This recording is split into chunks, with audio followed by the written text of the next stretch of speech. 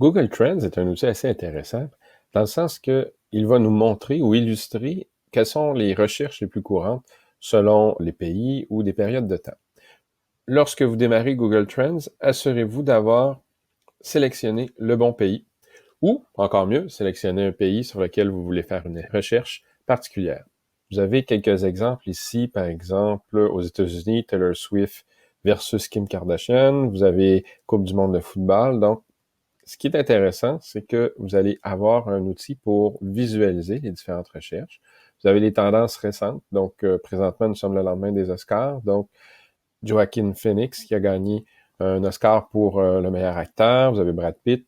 Vous voyez que on peut avoir un aperçu très rapide des tendances récentes uniquement à l'aide de cet outil, mais c'est beaucoup plus. Vous pouvez prendre une année en particulier, par exemple, vous pouvez prendre l'année 2016 et aller voir qu'est-ce qu'il y avait de spécial en 2016 au niveau des recherches. Donc, il y avait beaucoup de recherches au niveau de la politique, au niveau de Rob Ford.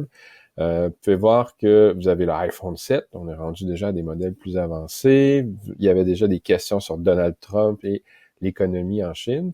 Je vous rappelle que présentement, nous sommes en 2016 sur cet exemple. Au-delà de ces graphiques déjà tout faits, il y a des options intéressantes. Vous pourriez, par exemple, effectuer une recherche Parti libéral du Canada et on va vous indiquer à quel moment est-ce que les recherches ont été les plus intenses. Donc, dans le mois d'octobre, on est proche des élections. On peut même avoir une idée des recherches par région. Donc, quelle région s'est intéressée le plus au Parti libéral du Canada? On parle ici d'un intérêt. Donc, il faut faire attention parce que c'est le nombre de recherches. On peut chercher pour s'informer du Parti libéral du Canada, mais n'oubliez pas qu'on peut s'informer dans le but d'être contre ou dans le but d'être pour. Autre élément, si vous voulez pousser un petit peu plus loin votre analyse, on pourrait prendre le Parti libéral du Canada et le comparer avec le Parti conservateur du Canada. Rapidement, on peut voir que, effectivement, nous avons présentement un gouvernement minoritaire. Les recherches se suivent très, très proches, sensiblement les mêmes quantités. On voit par contre que, selon cette carte, le Parti conservateur du Canada couvre une grande région, mais ici, nous avons les 12 derniers mois, mais si je vais chercher les 5 dernières années, nous sommes capables de voir un peu les différentes tendances selon les périodes électorales et selon les régions. Donc, Parti libéral du Canada, vous avez ici Territoire du Nord-Ouest qui ont effectué beaucoup de recherches. Et si on regarde dans les 5 dernières années, on peut voir qu'en Alberta, très serré, hein? Parti libéral du Canada 49, Parti conservateur du Canada 51. Il y a des enjeux électoraux assez importants, entre autres au niveau du pipeline, au niveau de l'exportation du pétrole.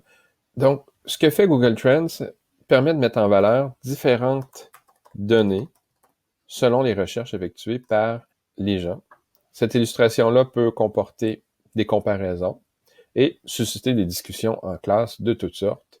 Donc, si j'ajoute par exemple le Parti vert du Canada, on pourrait lancer un débat. Est-ce que le Parti vert est un parti en augmentation selon les recherches? À quels sont les endroits au Canada qui sont les plus intéressés par le Parti vert? Ici, j'ai beaucoup la Colombie-Britannique. On peut voir les requêtes associées. Donc, c'est un outil un peu fourre-tout qui nous permet d'avoir un aperçu de recherche et de ce qui est populaire présentement sur Internet, Google Trends.